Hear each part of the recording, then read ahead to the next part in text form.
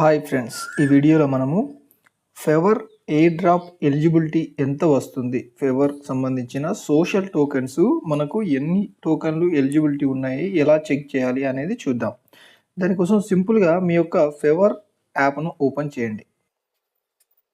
Open చేసిన తర్వాత ఇక్కడ మీ యొక్క ప్రొఫైల్ ఉంది కదా, ఈ ప్రొఫైల్ బటన్ పైన ప్రెస్ చేయండి. ఇదే నోటిఫికేషన్ గుర్తు పక్కన ఉంది చూడండి, ఈ ప్రొఫైల్ బటన్ పైన ప్రెస్ చేయండి.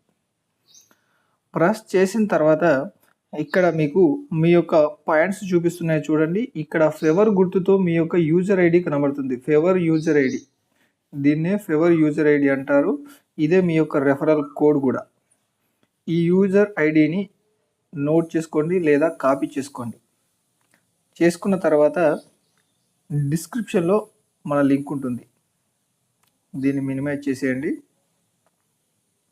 మన యొక్క టెలిగ్రామ్ గ్రూప్లో దాని లింక్ ఉంటుంది. అదేవిధంగా ఈ వీడియో కింద డిస్క్రిప్షన్లో దాని లింక్ ఉంటుంది. ఈ లింక్ ఉంది కదా, ఈ లింక్ పైన ప్రెస్ చేయండి.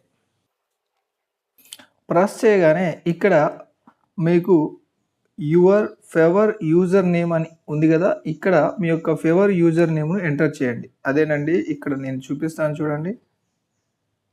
ఇక్కడ ఉంది చూడండి, KALADHER అని, దాన్ని మాత్రమే ఇక్కడ ఎంటర్ చేయాల్సి ఉంటుంది.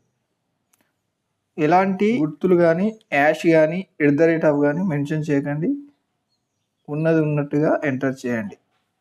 ఫేవర్ యూజర్ ఐడిని ఎంటర్ చేసి ఇక్కడ సెర్చ్ బటన్ పైన ప్రెస్ చేయండి.